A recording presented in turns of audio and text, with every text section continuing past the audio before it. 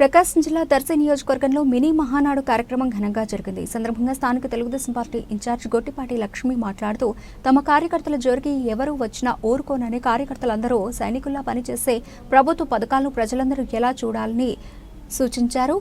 దర్శి నియోజకవర్గ అభివృద్ధి తన లక్ష్యమని తెలిపారు. దర్శి గడ్డపై తెలుగుదేశం పార్టీ జెండా ఎగురవేస్తానని ఆమె ఈ సందర్భంగా కార్యకర్తలకు భరోసా ఇచ్చారు.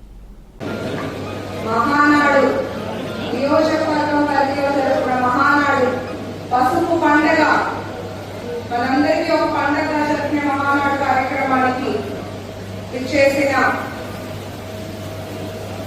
ఏపీ టూరిజం చైర్మన్ ముక్కుసారి బాలాజీ గారికి, ఏపీ శాఖ వైస్ చైర్మన్ అరేటి శ్రీనివాస్ రెడ్డి గారికి, ఎక్స్ఎమ్మెల్యే బాబారావు గారికి, అట్లాగే నూతనంగా ఎన్నుకోబడ్డ 5 మండలాల